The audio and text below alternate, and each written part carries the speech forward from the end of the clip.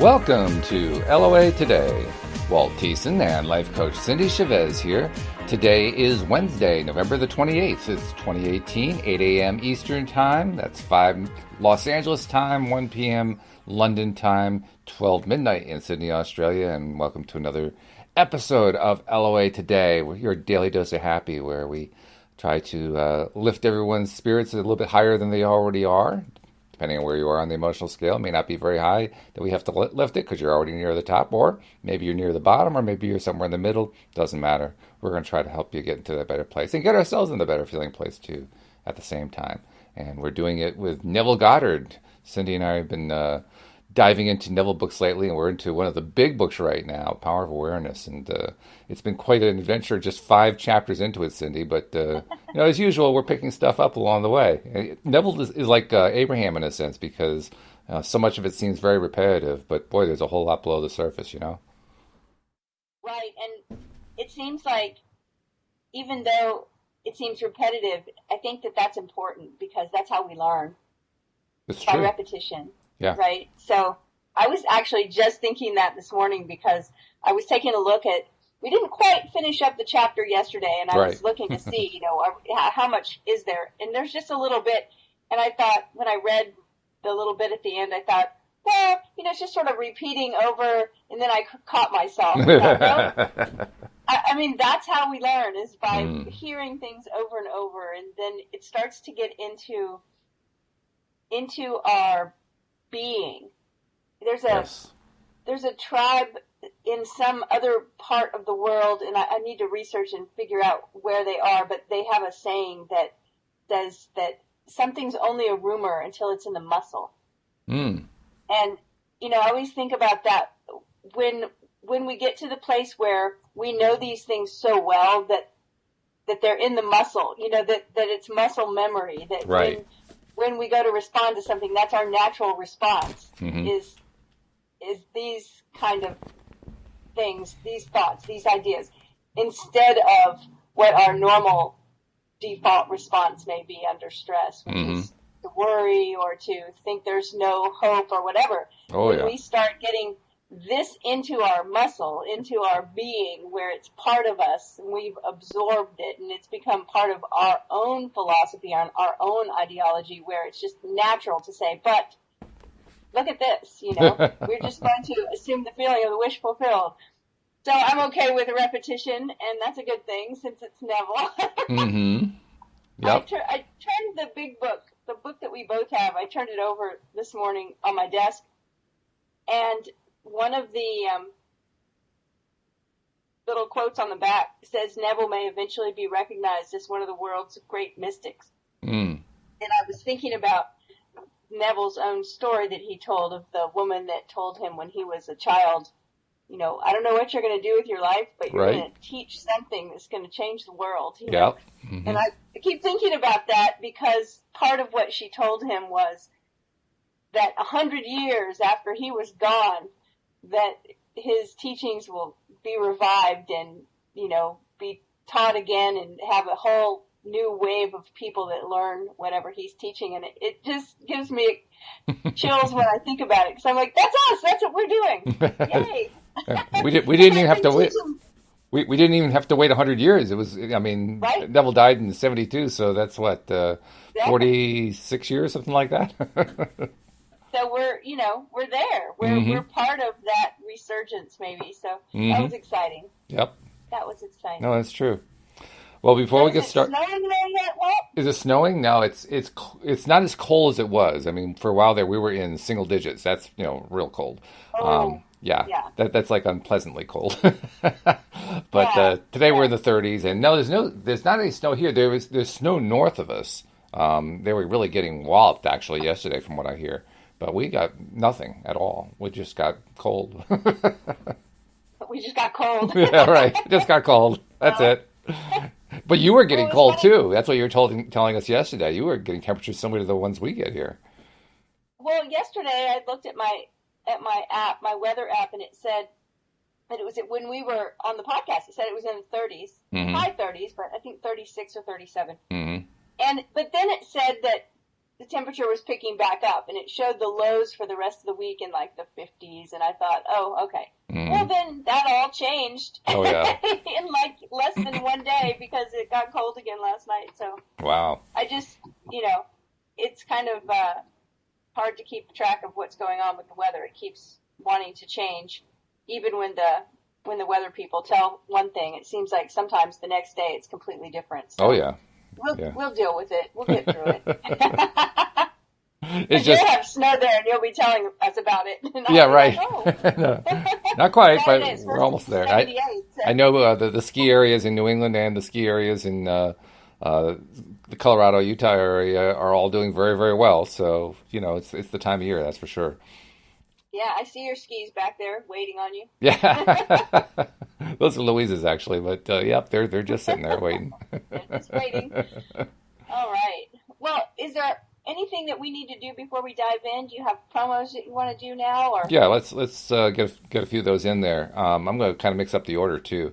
The first one I'm going to put out there is we're loving getting people contacting us and telling us, what it is they're liking about the show and, what their favorite topics are and so forth. And we get questions sometimes. We really like that when we get somebody asking a question. The last one I remember was actually a few weeks back, but it was one that Joel and I took. And the guy was great because he's writing out his scenario, he's describing what's going on, and as he gets to the end, he answers his own question, and he knows he's answering his own question. But it was still a great conversation that Joel and I had about it because we were applauding him for having found and figured out his own answer. But we love it. We love hearing from people, so please contact us. My email address is walt@loatoday.net. That's an easy way to contact. You can also contact through our website, loatoday.net. Cindy, why don't you give your address too in case they want to contact you directly? My website is cindychavez.com. It's CINDIECHAVEZ.com. Right. And there's a contact form there. Good. And you can email me at cindy@cindychavez.com. I would love to hear from you. Yes, that's wonderful. And then the second thing is subscribe if you're not yet a subscriber. Because subscribers get all the episodes coming right to their smartphone, so you don't miss any. And you can always, just look at the list and say, oh, that's the one I want to listen to next. You don't even have to listen to them in order. So, please become a subscriber, and it's really easy to do. Most of the places where we're posting these podcasts and video recordings have links in the descriptions, but if you can't find the link, just go to the homepage of our website, loatoday.net, and you'll see two great big icons there, one for Android devices, one for Apple devices, and just click the right one for you. It'll walk you right through it, and bada bing, you'll be subscribed to the podcast. And then once you're a subscriber, please put out there on social media that you're listening to this episode today when we're talking about Neville Goddard or whatever episode that we're listening to. But just let people know about it, because chances are that's how you found out about it. Somebody shared it, somebody mentioned something, and it came your way, and all of a sudden you were getting your daily dose of happy. So keep passing the love along, spread it along, because we all benefit. And I mean, my goal continues to be the same. I want to be reaching, tens of thousands, hundreds of thousands of people, millions of people, getting to the point where, we're just helping influence a planetary-wide increase in happiness on a daily basis. Yes. Yeah. That's big in my mind. I really love that idea. So help us get there. We appreciate it.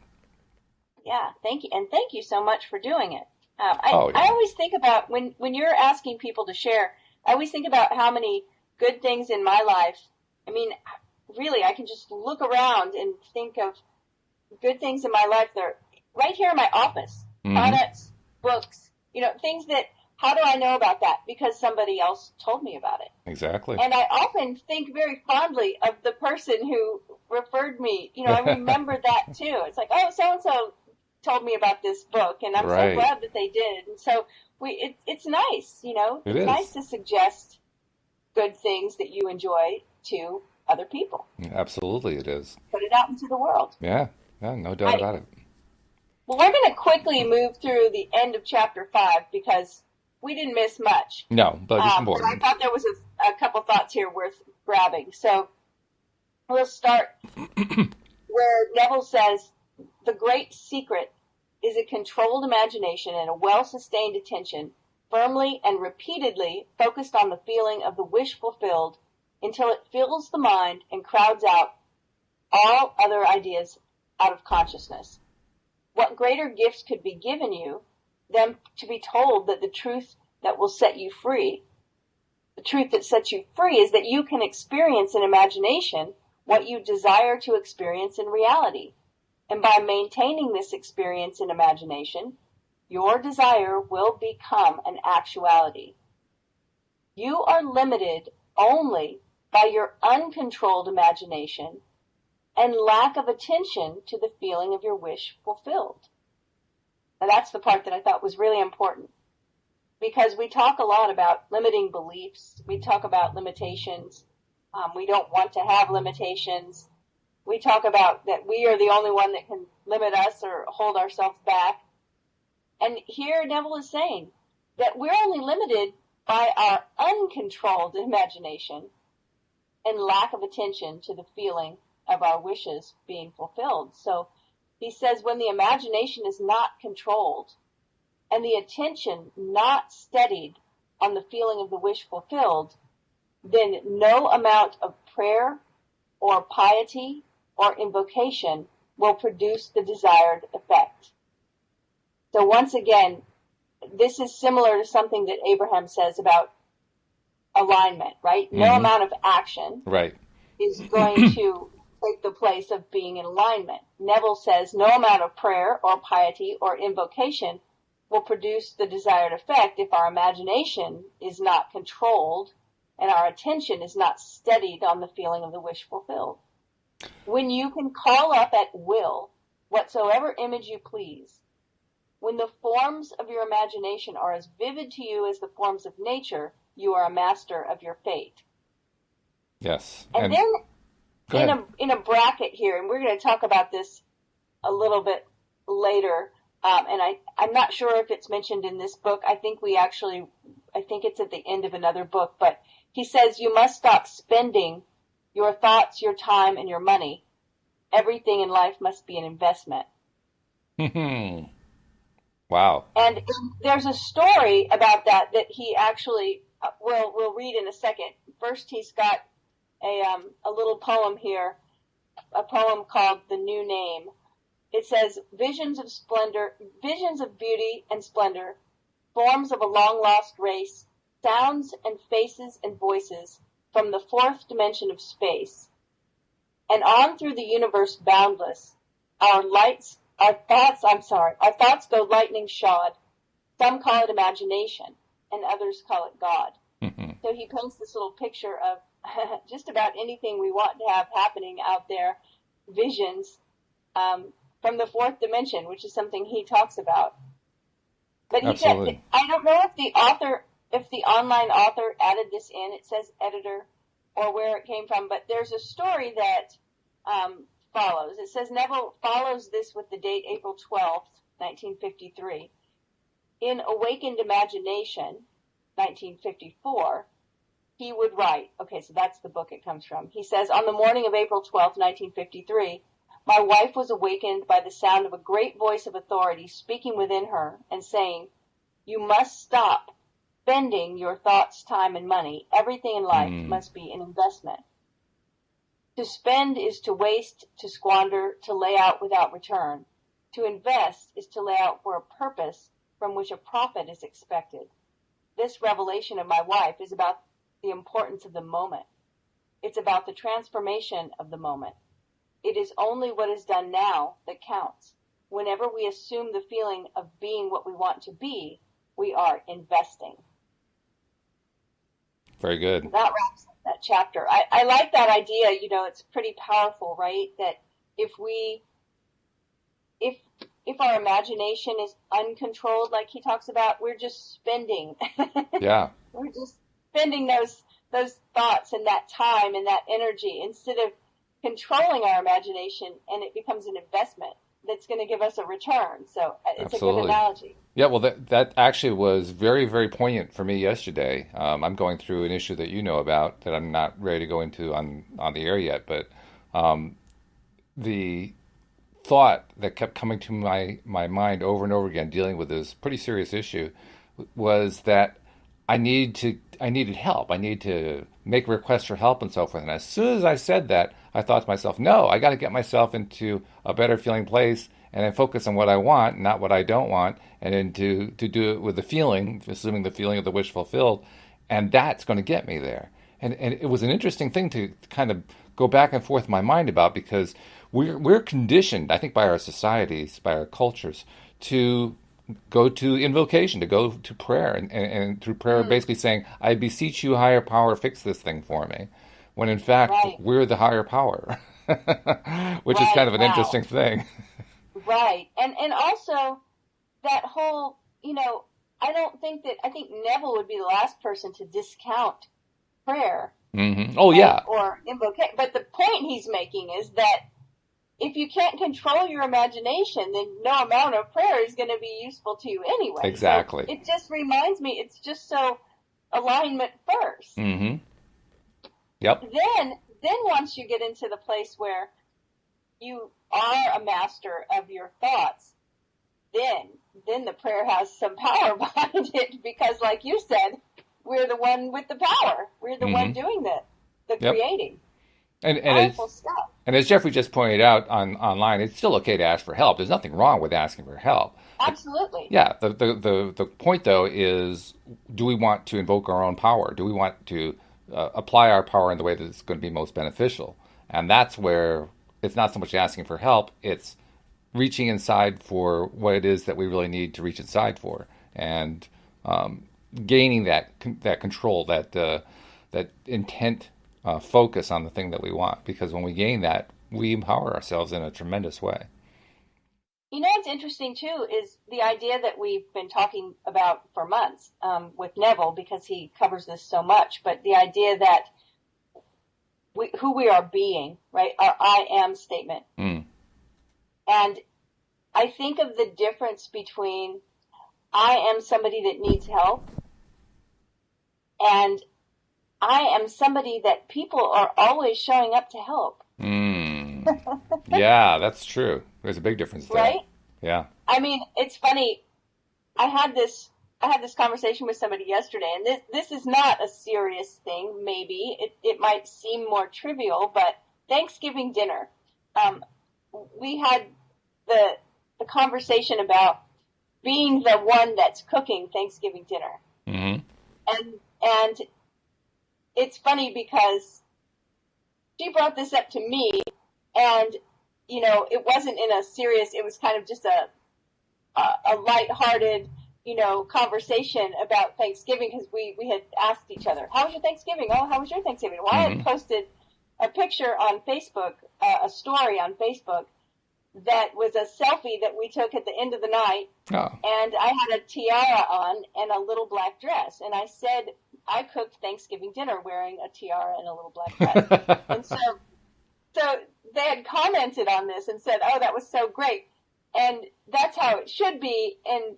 then made mention that they were cooking Thanksgiving dinner and sort of grumbling about it, that everyone was in the other room having a great time visiting and having a drink and watching football or whatever, right? While they were in the kitchen doing this, feeling like, poor me, I'm in here doing this all by myself, and it's so much work, and everybody's going to wolf it down in 10 minutes. And I said, I totally understand that, because I was there too, and I said, oh, wait a minute, I got to change this. Like, I'm not somebody in here that's grumbling because no one's helping me. First of all, everyone keeps offering help, and I keep saying, no, I got it. I got it, right? I said, I'm going to change this right now. And I took off my apron. I went into the other room. I said, I will be right back. I went into the other room, and I changed into a little black dress, and I put a tiara on, and I came out, and just, it's like stage left. Right. To the whole thing. But what was funny was that at the end of the meal, one of our guests reached over, he got up and was going to the kitchen and reached over to take my plate because my plate was empty. And my reaction immediately was, oh, no, I got, and then I stopped. Oh, good for you. Said, oh, yes, please take my plate. Thank you very much. I appreciate that. And I just, how many times is help right there? Right. And we're actually holding ourselves in a space of, I don't need help, while we're also at the same time grumbling. Absolutely. Oh, God, yeah. It's like, help is all around us. So Mm-hmm. I appreciate that comment that it's perfectly okay to ask for help. Yes, it is. Yes. And it's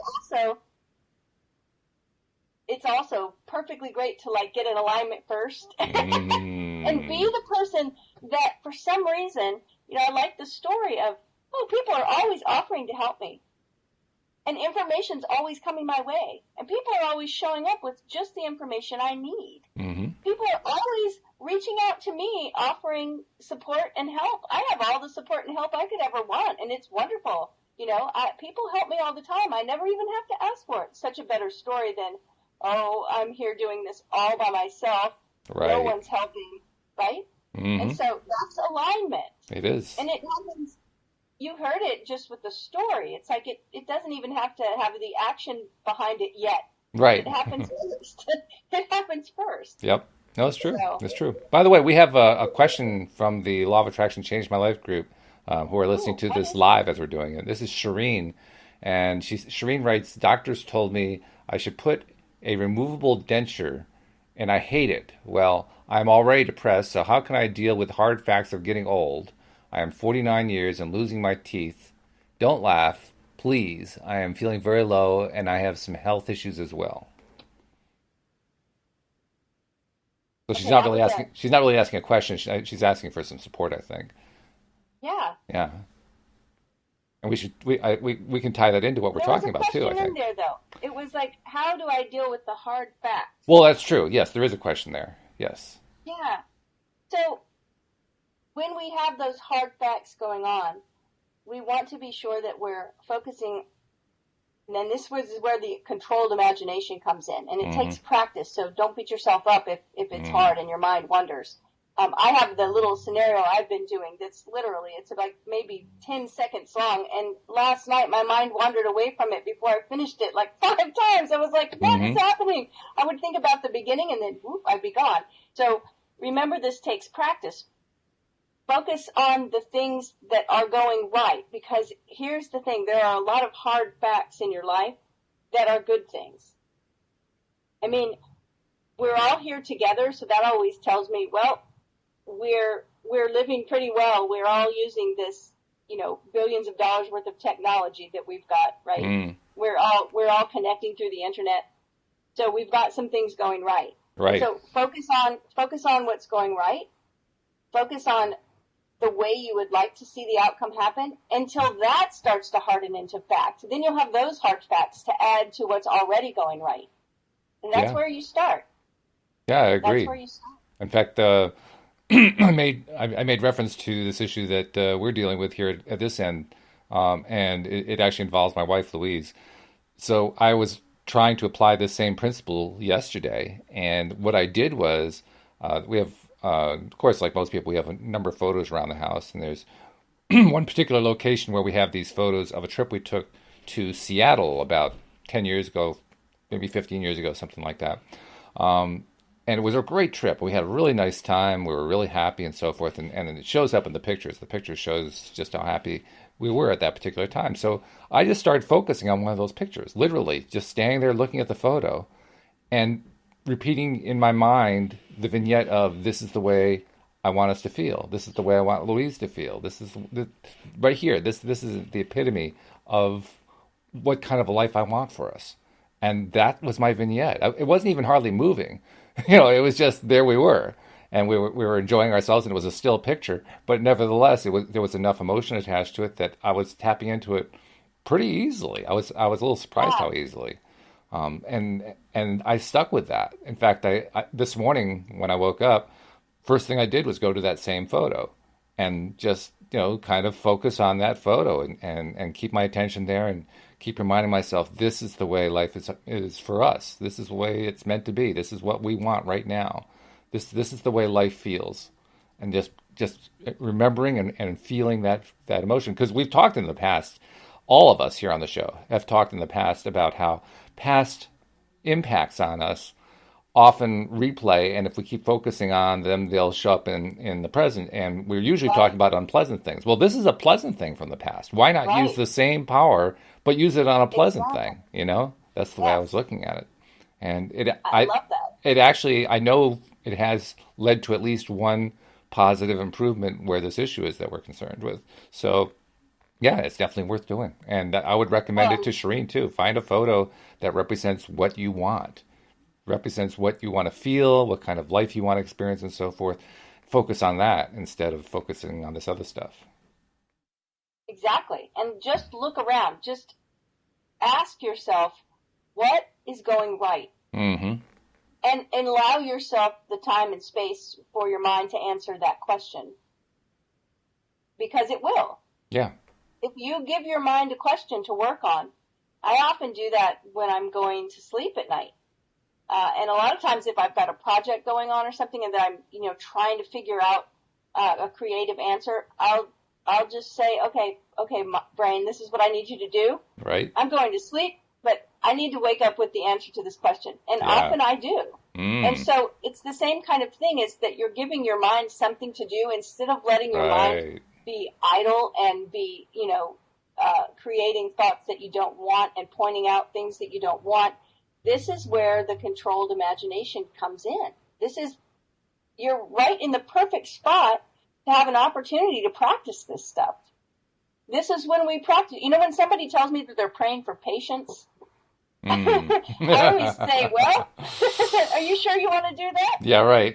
Because if you pray for patience, you are suddenly going to find yourself on hold on the phone. You're going to be in the worst traffic ever. You're going to get in the longest line with the slowest checker in the grocery store. Why? Well, because you just asked for patience. Mm-hmm. How else can you have it unless you get put in an opportunity to have it, to experience it?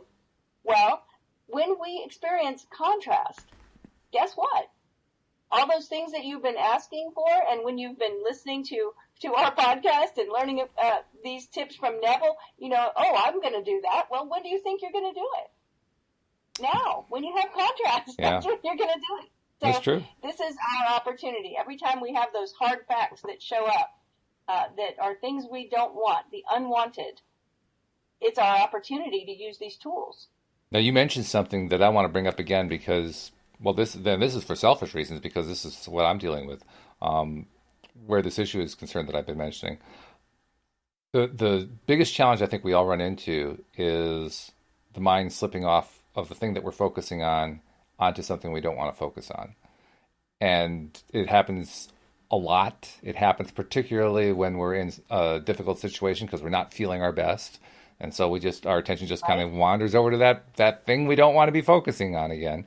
And you mentioned how important it is to be gentle on ourselves when we're doing this exercise. But can you talk a little bit further? Is there anything more that we can do to just keep ourselves focused better, to stay on that place we need to be instead of wandering off to the place we definitely do not want to be? Yeah, well, I mean, it's muscle memory again, right? Mm-hmm.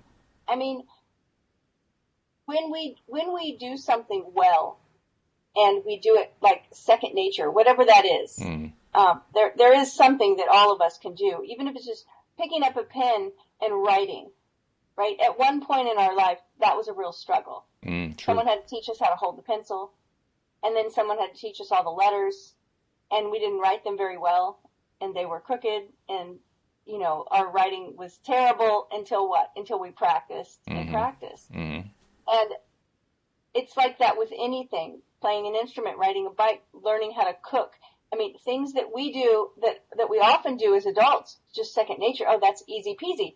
Think about when suddenly there's a 5-year-old with you and you have to teach them how to do that thing. You have to break it down into steps.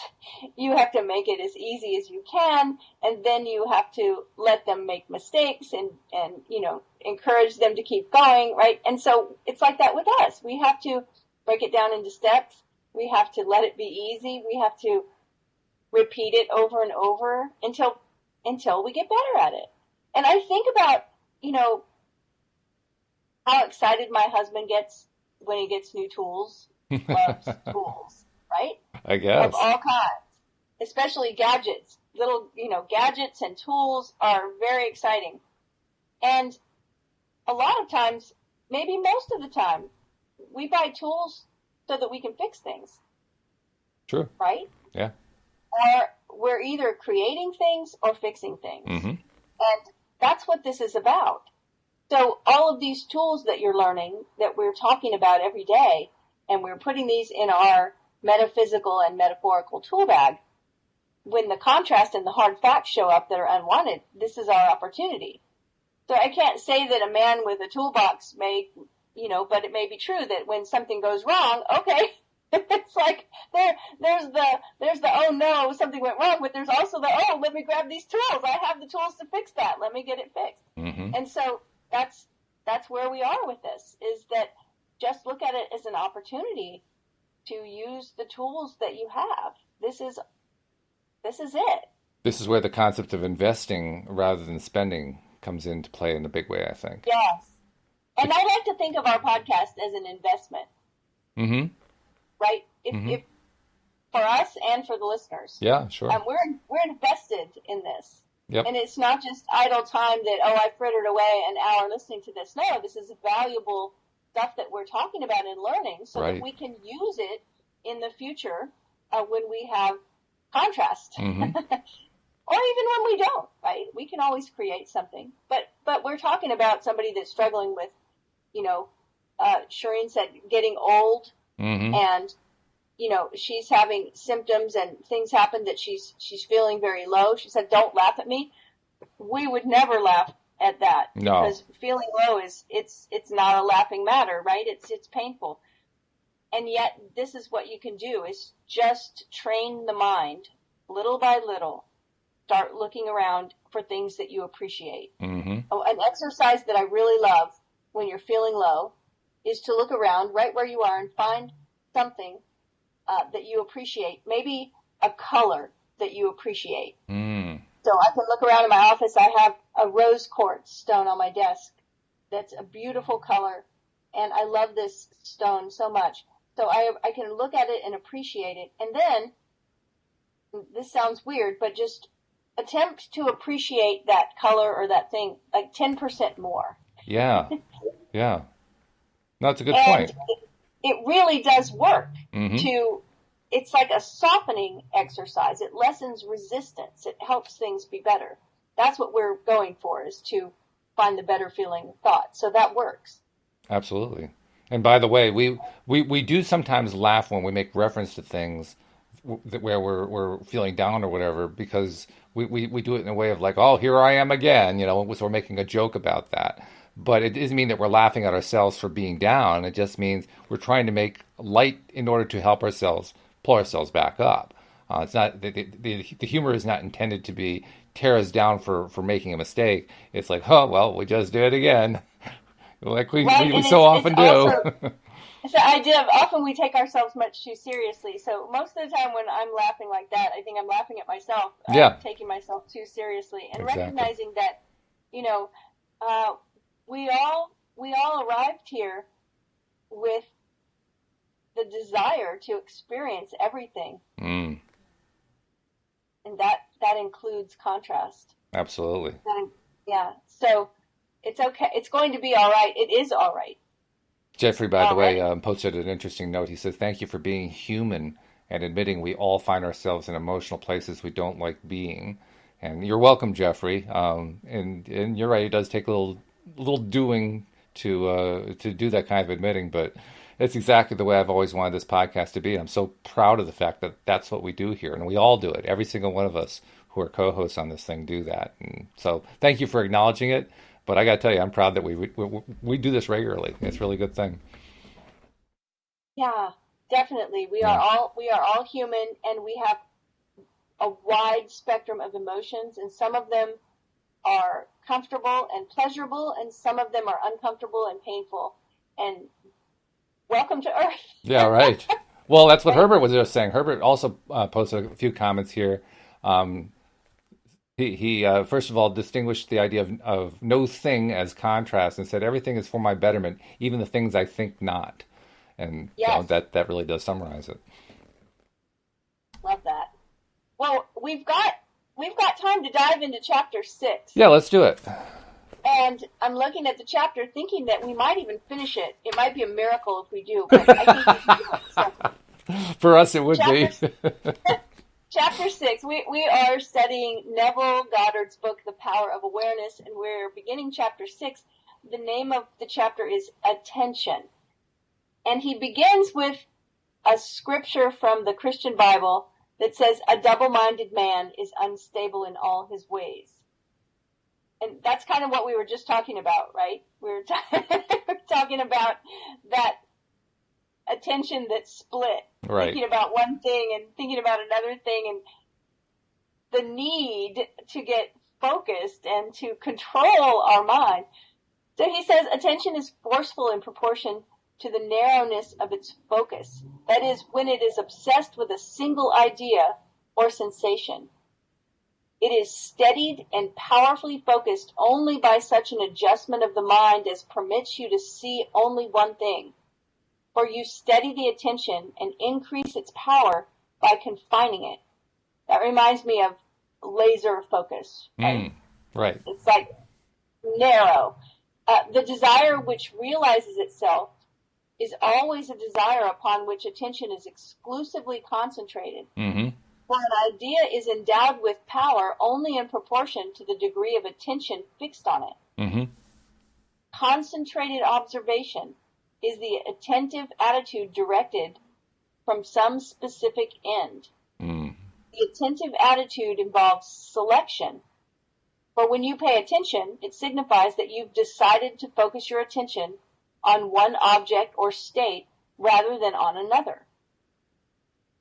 Therefore, when you know what you want, you must deliberately focus your attention on the feeling of your wish fulfilled until that feeling fills the mind and crowds all other ideas out of consciousness. The power of attention is the measure of your inner force. Now, I think this is interesting that he's saying that attentive attitude involves selection, or when you pay attention, it signifies you've decided to focus your attention. And he goes on to say that when you know what you want, and that's one of the things as a coach that I deal with all the time, the idea that we can't have what we want if we don't know what it is. Mm-hmm. True. And a lot of times when people come to a coach, the coach will ask them the most powerful question I think there is, and that is, what do you want? And it's surprising that sometimes that probably more often than not, people don't really know. They have maybe some idea of how they want to feel, and sometimes think they want a certain thing that will get them there, but they're very vague about details, and they're definitely often not tapping into this focused kind of attention. Oh, and yeah. That's what we do a lot of times in coaching, is to help our client focus that attention. Which seems strange. Like Neville says. It seems strange because we often, I mean, in most of those situations, I imagine this is true for most of your clients too, we know what we don't want. And so it seems so straightforward that since we know what we don't want, then of course we're expressing what we want. But we don't. Oh, no. We usually don't have any problem knowing what we don't want. Right. And in fact, that thing that we don't want, it's making us so uncomfortable that we finally seek out the help of a coach. Right. Or someone, right? Right. And then we show up and the coach says, what do you want? And we say, oh, well, I'm so frustrated with the way things are. Mm-hmm. And we start pouring out how frustrated we are with it, how uncomfortable we are, how much we don't want this thing, how low we are, right? And, okay, what do you want? Well, I don't want to feel that way. Yeah, exactly. It goes back to the story that I've told, 100 times about having the cold at the beginning of this year, right? I would feel the cold coming on and I would say, oh, I want to be well. Why do I want to be well? Because I don't want to be sick. Because I don't want to be sick, yes. That wasn't the right answer. But Neville says the power of attention is the measure of your inner force. That right there, that's like, I want to put that on a Post-it and put it right here on my desk. The power of attention is the measure of your inner force. Mm-hmm. So the more I can focus my attention on that thing, on the feeling of the wish fulfilled, the more powerful my inner force. What's the inner force? That's the creative force. Right. concentrated observation of one thing shuts out other things and causes them to disappear. It really is true. Yeah, I mean, I think all of us can think of a time where we were so focused on something that we didn't even notice other things going on around us. Although there is actually one thing I wanted to bring up. I want to get your opinion on this one. And I ran into this yesterday. I ran into both of these situations. I ran into what he just described here, how that concentrated focus, I was focusing on that photo I was telling you about. And as I focused on it, the emotions that were associated with that photo started to come back and came back really strongly, and all the trouble that we were dealing with just went right out of the mind. The more that I stayed with that focus, the more that I stayed in that scene, so to speak, all that kind of disappeared. So that proves very clearly the part that he just described. But there's also something else that happened, and it happened much later.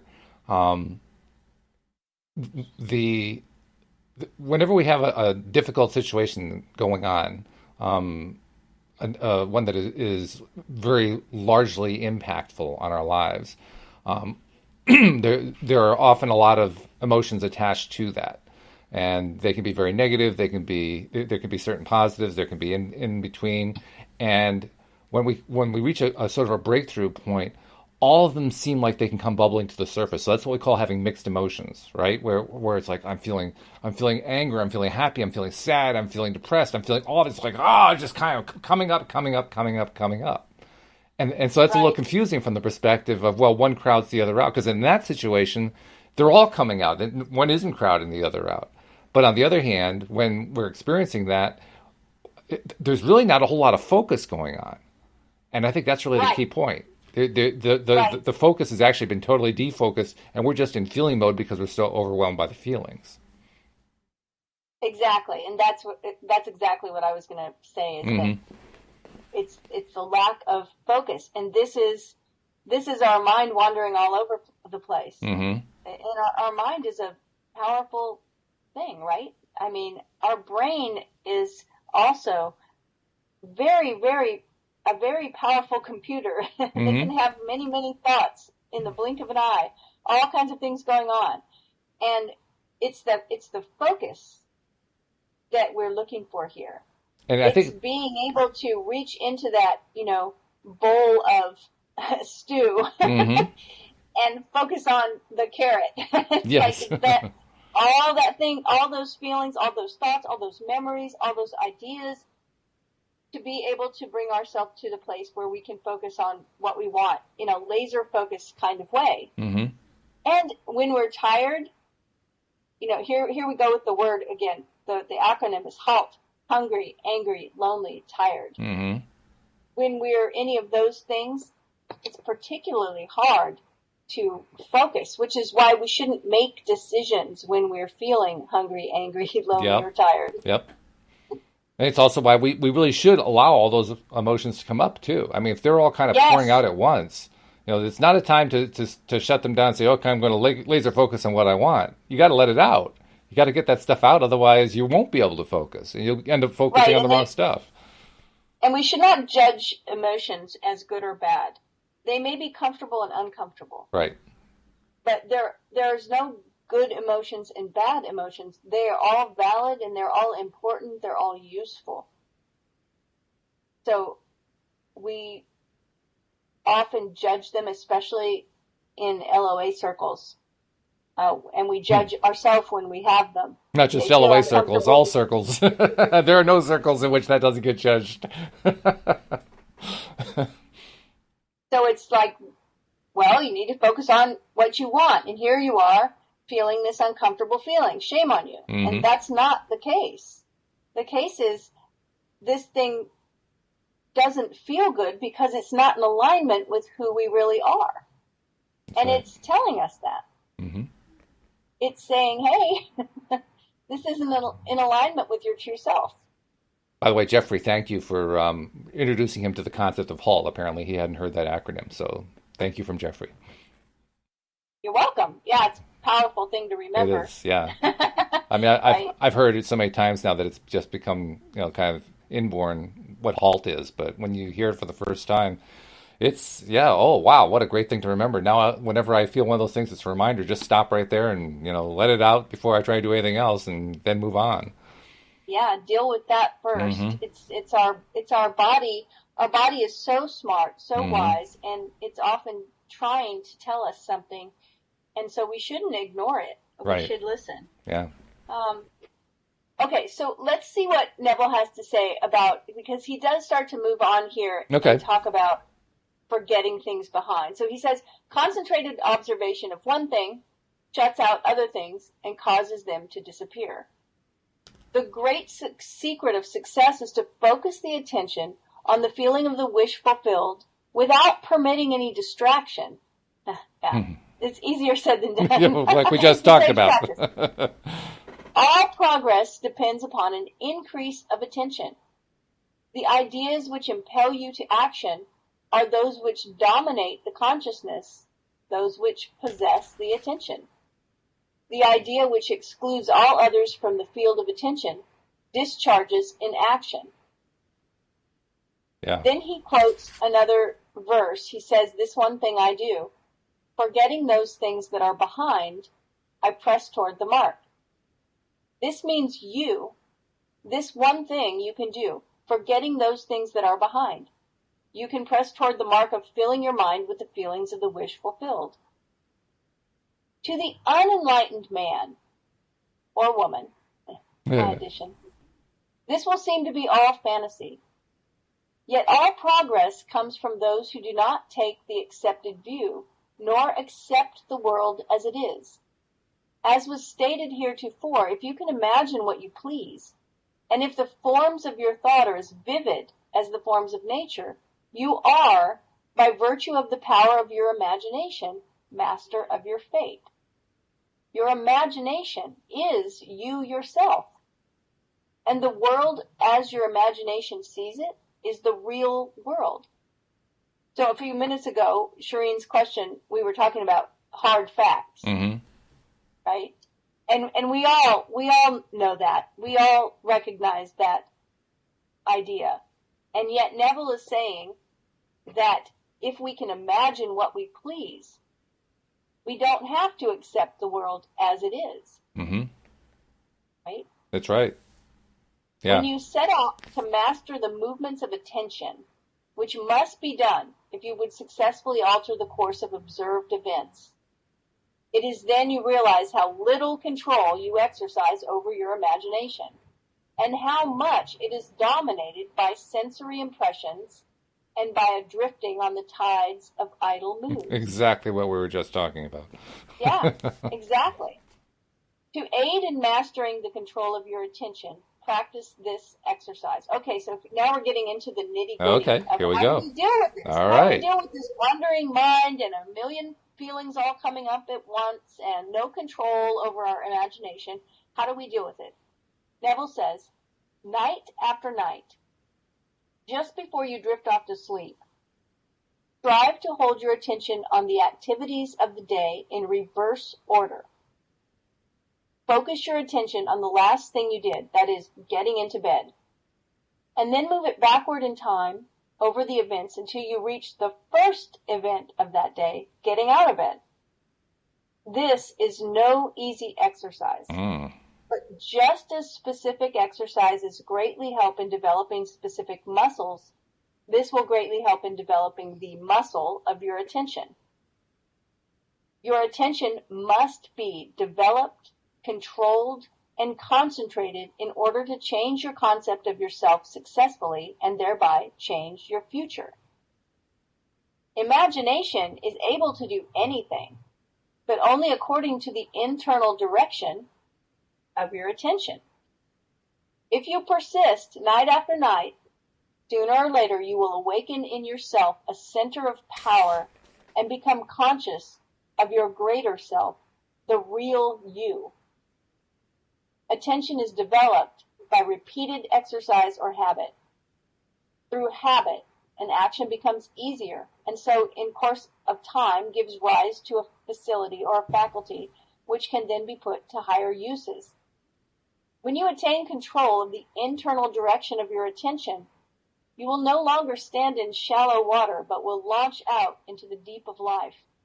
You will walk in the assumption of the wish fulfilled as on a foundation more solid even than the earth. So there it is. He says that the process is to relive your day in reverse order, and the way he described that is actually more detailed than I've ever done.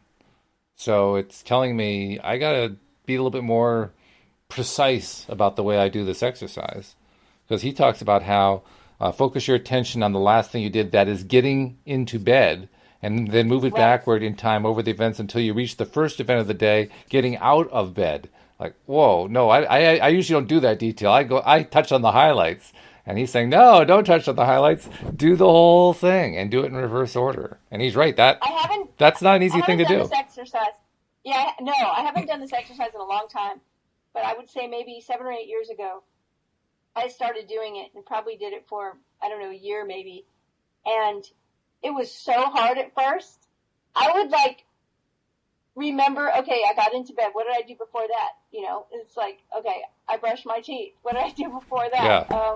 I got a drink of water. What did I in minute detail, I would go, and I would get back to where I've only covered 15 minutes and I can't remember what I did before. Right. Oh, yeah, exactly. But here's the thing that's cool. It's like any kind of mental activity, and that is, we talk about dreams.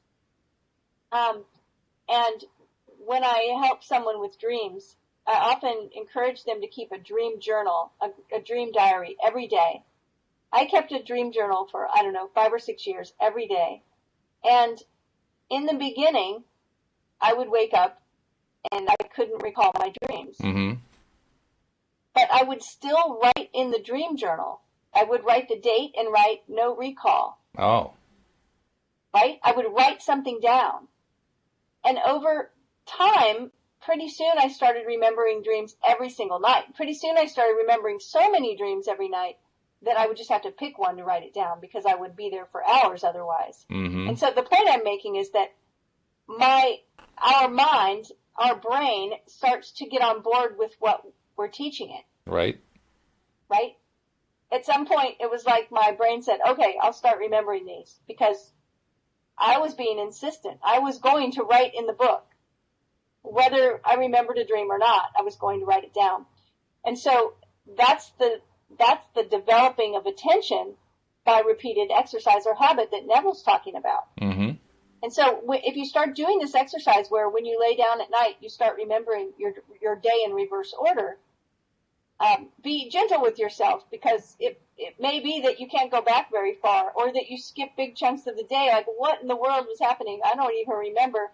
Right. But if you stay at it, you'll start to be able to go through your entire day. I got to the point where I could remember almost all the details of everything from the entire day back to the beginning of the day. That's good advice. And what that's telling us is that our mind is starting to pay attention, mm-hmm. and that we are starting to attain control of the direction of that attention. Right. And that's when you start becoming a master at this. Mm-hmm. Well, it makes sense because, like you say, we're not likely to get it right at first. We're likely to just miss stuff, but the habitual activity of doing this every single day encourages us to retain more and more of the information so that we can go through the exercise successfully at the end of the day. So, I mean, that makes total sense to do it that way and not give up and be kind to ourselves that, we missed that chunk of the day. And I don't know what I did from 2 to 4, but I must have done something. Right.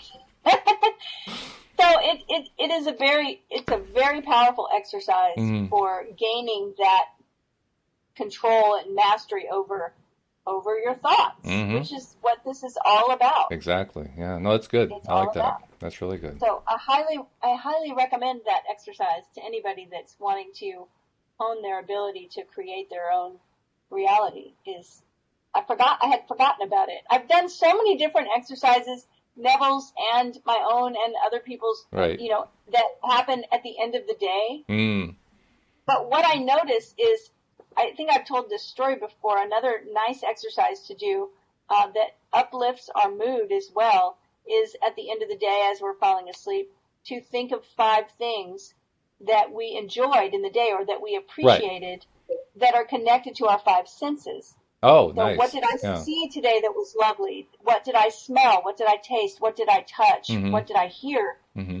And to not let it be the same thing every day. Mm-hmm. The first time I started doing that at night, it was always, I loved the taste of coffee in the morning, and I loved my little soft puppy's fur, and I loved chocolate, pretty much the same little list. And one day I thought, okay, I've got to widen my horizon here and start noticing other things. And about the 5th or 6th day I was doing this, somebody had sent roses, and there were roses on the table. And as I walked through the dining room, I leaned over to smell them, and I got really excited because I said, "Oh, this can be the thing tonight.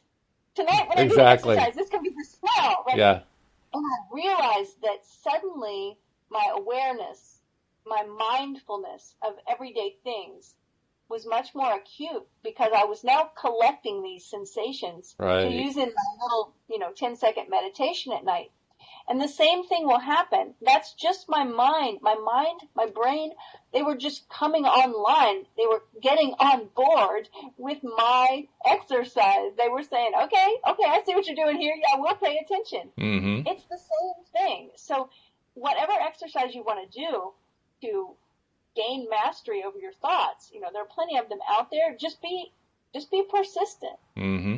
No, it's true. It's true, and I like the I like the example because you touch on something that happens when you're doing these exercises, which is especially if you're trying to do something where you come up with something new that happened, and you're not going to repeat anything you talked about the day before or the day before that or whatever. When you finally find one that is a new one, it's almost like it's a victory. Like I thought of one. I thought of one. Right? Yeah. And so awesome. it just kind of helps encourage you. Oh yeah, keep going with this thing. This actually it's the payoff, right? It's the little reward for having come up with it. Yeah, right. That's really, really big stuff. By the way, Herbert also asked. He wanted to know what book we're doing, even though it says in the description. I'll tell you anyway. It's The Power of Awareness, and we just started finishing up chapter 6. He also asked how many chapters are in the book. I think there's 27. So we got a ways to go, but it's going to be fun every step of the way. Plus, I wanted to say they're short, but that's probably misleading. Yeah, really. Walt and I can take a short chapter and spend 3 hours on it. So, but yeah, there are quite a few chapters, and I'm looking forward to it. We covered a bunch of Neville books that were very short, and then we decided to dive into a longer one. So we were enjoying it, and we've been getting so much great feedback from people that are telling us that they didn't know of Neville and that they're so happy to have discovered Neville and they're enjoying the conversation. So. And some are Neville fans already. Yeah. They're Neville fans who are also latching on board, saying yes, yes, yes, and I can see them very often. They're posting their own commentary that mirrors what we just said and so forth. So we're awesome. we're hitting this all cylinders both ways that we look at it. Yay! It's so much fun. I'm loving it. It is. It's good. I'm upping my game by discussing this every day and by using these tools myself. So it's very valuable. Well, especially for you because you're a life coach, and people often think if they go to a life coach, they're going to need to do the work themselves, but the life coach has got it all figured out. You got to be learning all the time. You got to be expanding your own horizons constantly. We coaches, we don't have it all figured out. No, we're just human like everyone else. We have a set of tools that we're really good at using. That's the thing is we have the tools. and you're developing them. Right? I mean, they don't do you any good if they just sit in the toolbox. So you're pulling them out. Right. You're using them. You're working with them. You're playing with them. You're trying them and experimenting and seeing, oh, here's another way to do the same kind of thing. And this works even better than that one, and so on and so forth. Exactly. Yeah. It's a never-ending process, and it's a good one. So much fun. Yeah. One more time, since we just have a few seconds left, how does somebody reach out to you if they want to have a little private coaching? They can reach out to me via my website, cindychavez.com, CINDIECHAVEZ.com. And there's a contact form there and lots of other freebies for you and fun stuff. So I would love you to come drop me a line. All right. Well, we'll carry on the conversation this afternoon. We'll do Chapter 7. I'm looking forward to it. Yay! I'll be back. We will also be back. We hope you join us as well next time here on LOA Today. Goodbye, everybody. Bye, everyone.